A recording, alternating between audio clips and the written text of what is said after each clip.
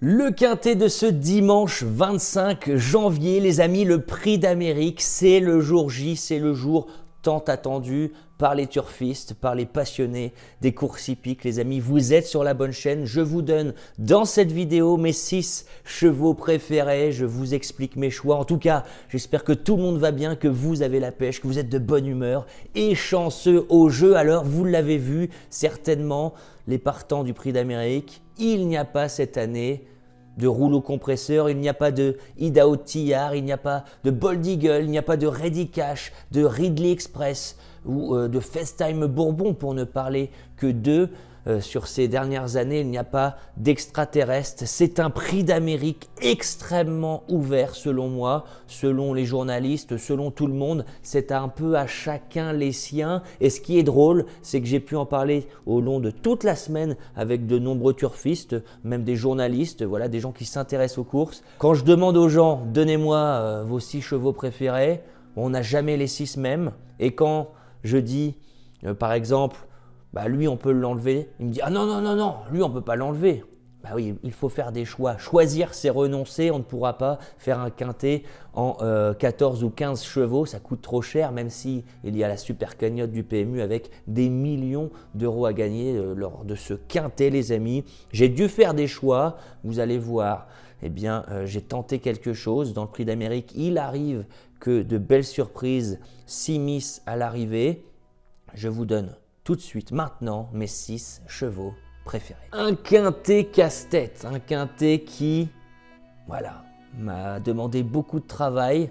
Alors j'espère qu'on ne sera pas loin de la vérité. En tout cas, ce qui est sûr, c'est qu'un soleil se dessine dans ce quintet. C'est un cheval qui a connu une préparation sur mesure. Il s'est qualifié dès le départ dans le Prix de Bretagne avec la manière ce jour-là. Il avait terrassé l'opposition. Il devançait un certain Joshua Tree, il devançait Borups Victory ou encore J'aime le foot. Vous l'aurez reconnu, Josh Power, évidemment. Josh Power, ce numéro 11 sera mon favori. Pourquoi? Je vous explique ça très brièvement. C'est un cheval qui sait tout faire. Il sait démarrer, c'est une mobilette. Il est hyper maniable dans un parcours. Ça va jouer en sa faveur, notamment dans un peloton fourni de 18 unités. C'est un cheval, comme je l'ai dit, qui a connu une préparation au millimètre, qui vient d'être une belle note en retrait le 28 décembre. Il a beaucoup de fraîcheur, beaucoup de morale. C'est un cheval qui n'a pas couru cet été, du moins pas couru avec des ambitions, seulement des courses pour se remettre en jambes tranquillement. Il a donc beaucoup de fraîcheur, ce cheval. C'est un atout non négligeable. C'est un cheval par ailleurs qui, lorsqu'il y a de grosses échéances, il répond toujours présent.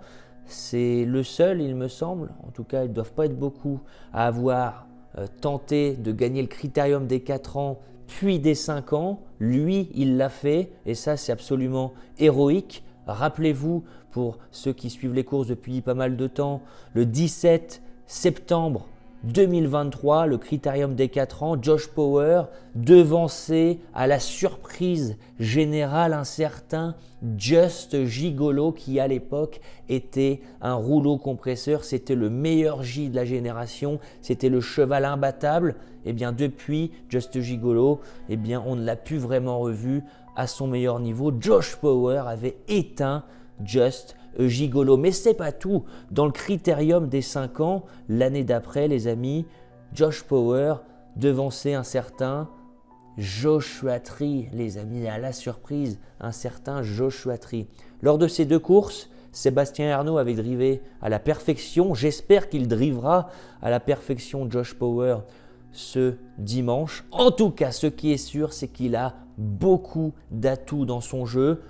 Pour moi, c'est le favori de ce quintet, de ce Prix d'Amérique. Franchement, je serais déçu, extrêmement déçu de ne pas le voir dans les 3 premiers. Et je pense que je serais extrêmement ému s'il venait à s'imposer. Qui va venir titiller mon favori? Est-ce que ce ne serait pas un cheval qui n'est autre que son propre frère? Et oui, ils ont la même mère. Je parle de ce 18 Go and Boy, cheval de classe du lot. C'est le cheval qui, à 100%, serait le grandissime favori de ce quintet. C'était le favori déjà l'année dernière. Il est extrêmement régulier au meilleur niveau. Je l'ai vu gagner l'Elite Lopp, les amis, en mai 2025 de mes propres yeux. C'est un cheval qui adore Vincennes, qui est peut-être meilleur sur les parcours de vitesse, mais en tout cas, c'est un cheval qui a beaucoup d'expérience au meilleur niveau. Ça a été à plusieurs reprises la note dans le Prix d'Amérique. L'année dernière, il avait effectué une belle fin de course et surtout, eh bien, il y a 2 ans, j'espère que vous vous en rappelez, c'était assez incroyable. Go and Boy, il avait fait une ligne droite absolument incroyable. Le jour où Ida Outiar s'imposait, Go and Boy était dernier en trait de ligne droite, ce qui ne l'avait pas empêché d'efférer des 4 pieds, d'être ce jour-là la grosse note de ce Prix d'Amérique 2024.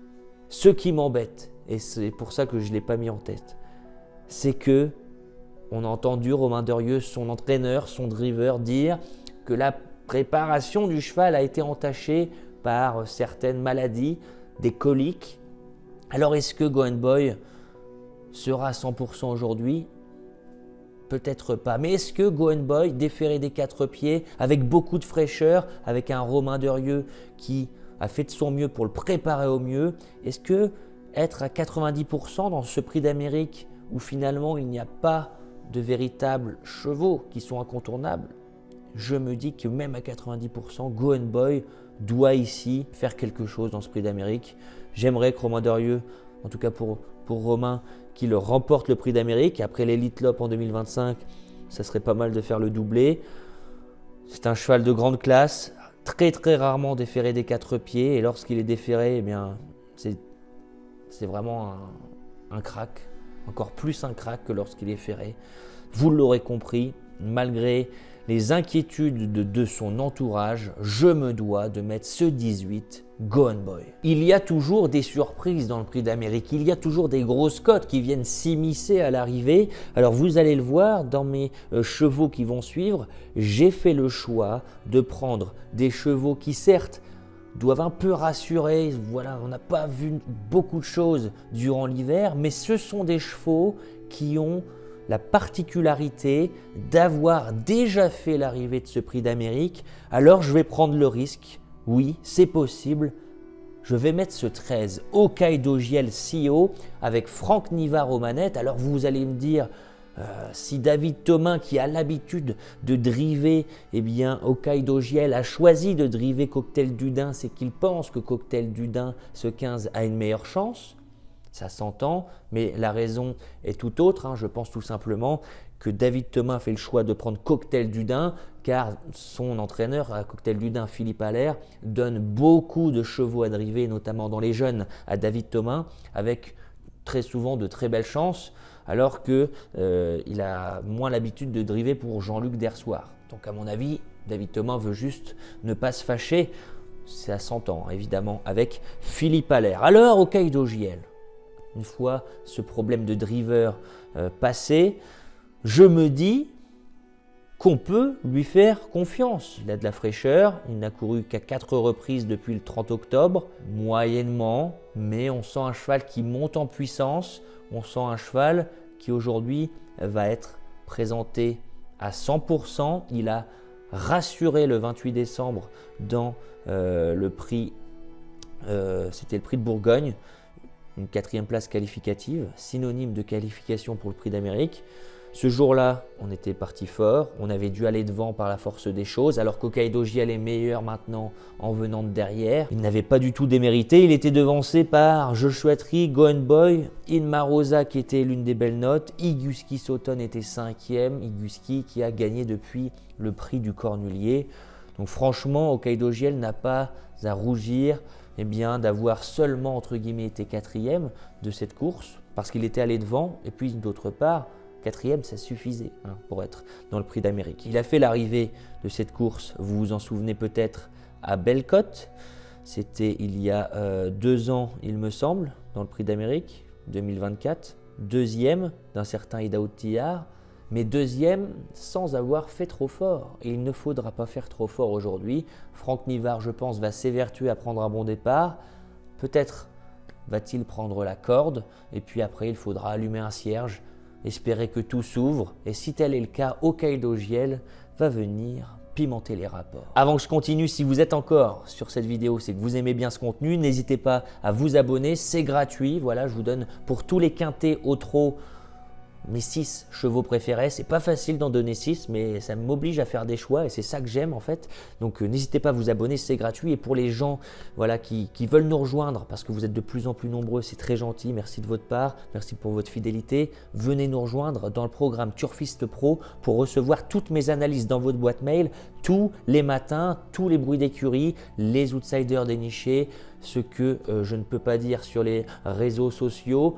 Les analyses complètes pour le quintet, les repérer, tout. Voilà les amis, vous avez le lien sous la vidéo. Et la cerise sur le gâteau, c'est que pour ce prix d'Amérique, vous avez des cagnottes extraordinaires avec le PMU Genibet The Turf. Ouvrez un compte Genibet, vous avez 250 € offerts avec le lien sous la vidéo en seulement 2 minutes. Profitez-en, vous avez 110 € offerts en 2 minutes avec The Turf. Donc voilà, profitez-en, tout est expliqué en bas. Envoyez cette vidéo à tous vos potes, à tous vos amis, à tous vos collègues pour qu'ils puissent tous jouer sur le prix d'Amérique et qu'il y ait voilà, beaucoup d'enjeux pour cette tradition française qui perdure. On a besoin d'enjeux pour que cette filière continue et voilà, vous avez la possibilité de jouer gratuitement, donc faites-le. On enchaîne.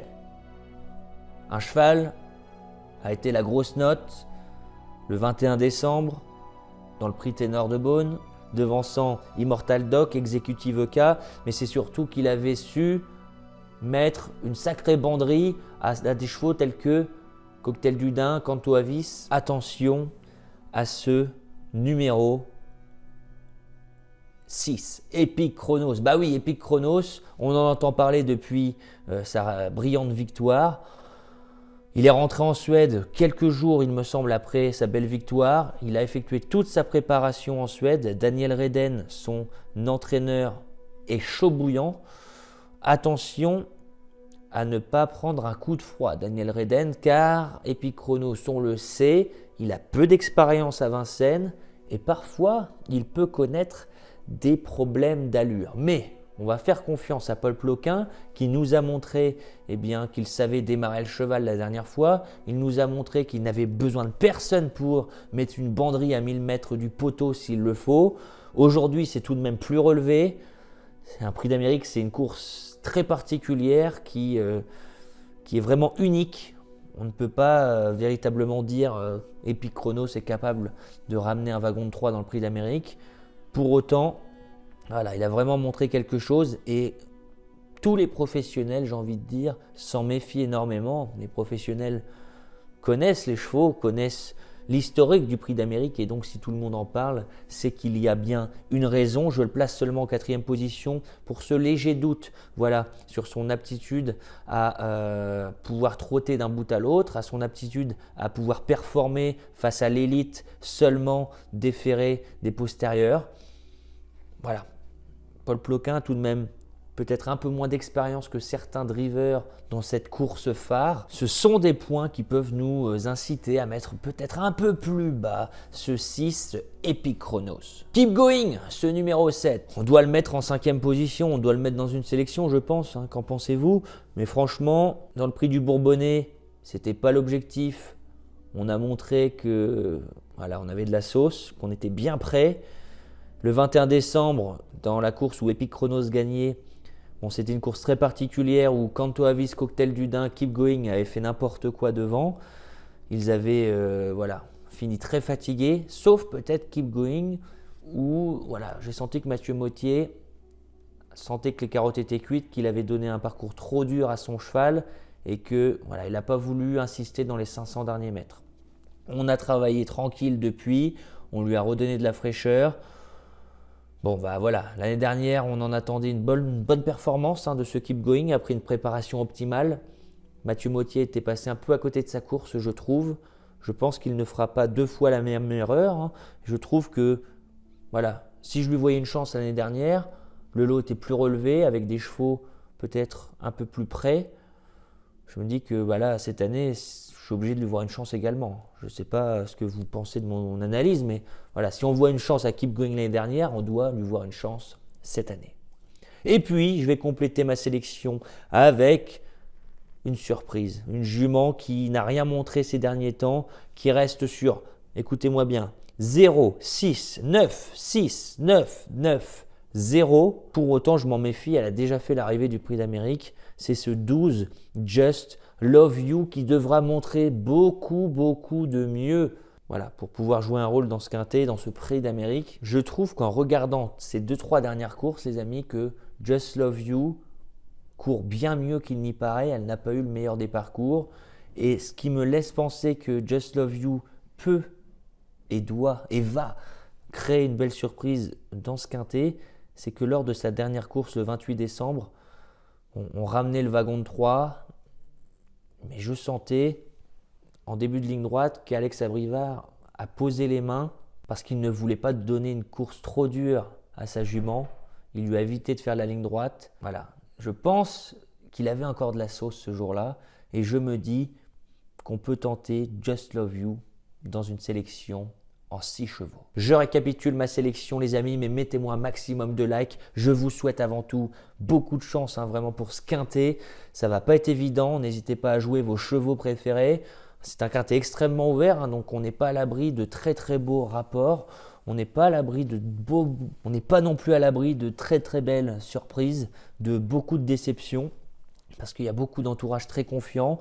C'est normal, on peut parler d'Iroise de la Noé, que j'aurais mis si j'avais la place en regret ou en 7e position. Bon, je n'ai pas la place, c'est comme ça. De toute façon, tous les membres du programme Turfiste Pro savent pourquoi je ne vais pas pouvoir la mettre en 6 chevaux. Si vous voulez avoir toutes les infos, les amis, venez nous rejoindre. Le lien est sous la vidéo, je vous le rappelle. Bon, faites-vous plaisir dans ce quintet, mais moi je pars en tête avec ce numéro 11, Josh Power, parce que la forme elle est là, parce que la préparation a été optimale, parce que Josh Power, quand il faut y aller, lui il sait y aller, il a les dents très longues, il est féroce, il est courageux. Quand il a dû batailler dans le critérium des 4 ans ou des 5 ans, il a répondu présent. Tout se passe pour le mieux, il lui faudra juste peut-être un parcours pas exécrable pour pouvoir jouer un tout premier rôle. C'est une mobilette, c'est une voiture de course qui peut faire gauche-droite, très maniable. Donc vous l'aurez compris, franchement, ça sera mon favori pour ce quintet, je l'espère, le gagnant de ce Prix d'Amérique 2026. Mais il faudra se méfier de son frère, le cheval de classe. Le 18 Go On Boy, pas annoncé à 100%, une préparation entachée par des coliques. C'est comme si nous, on devait courir un marathon dans 15 jours et qu'on est malade. Voilà, on va peut-être pas battre son record personnel. Pour autant, sur la classe du cheval, je me dis qu'on doit le placer très haut, d'autant plus que c'était le favori l'année dernière et que le lot aujourd'hui est moins bon que l'année dernière, selon moi. J'enchaîne pour une surprise avec le 13, Hokkaido Giel, qui a déjà créé la belle surprise dans ce Prix d'Amérique. C'était il y a 2 ans, une excellente seconde place. Faudra pas faire le fou, faudra être drivé off, mais il a le pilote pour faire ça avec Franck Nivard.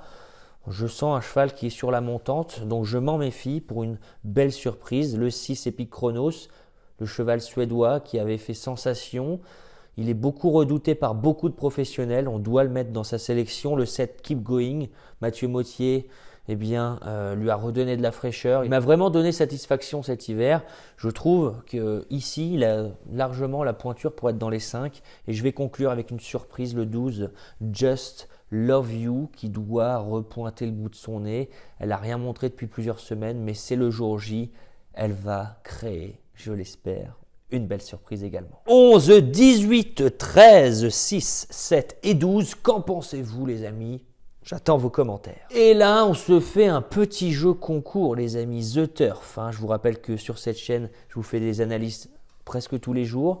Mais surtout, je vous fais des jeux concours sur les vidéos pour vous créditer vos comptes The Turf chaque semaine. Donc, ouvrez un compte, je vous le rappelle, 110 € offerts en 2 minutes avec le lien sous la vidéo. Les amis, on ne va pas faire un jeu comme d'habitude. J'ai envie de vous dire, dites-moi en commentaire un cheval de ma sélection qui vous ne plaît pas. Remplacez-le par un cheval de votre choix et expliquez les raisons du pourquoi, du comment tel cheval que j'ai mis dans ma sélection ne peut pas faire ou ne va pas faire l'arrivée pour telle ou telle raison. Et dites-moi pourquoi tel cheval que je n'ai pas mis dans ma sélection, que vous choisirez, va faire l'arrivée. J'attends vos commentaires, j'attends vos explications. Soyez bons, prenez votre temps. Voilà, on est là pour échanger. Il y a de nombreux lecteurs des commentaires. Peut-être qu'il y aura encore plus de monde qui va regarder la vidéo vu que c'est le Prix d'Amérique. Donc je compte sur vous. Soyez bons et inspirés. Voilà, donc j'espère que cette vidéo vous a plu. Sur ce, on se retrouvera très prochainement pour un nouveau quintet. Je vous souhaite pour ce Prix d'Amérique 2026 vraiment beaucoup de chance au jeu et on se dit à plus tard. Ciao.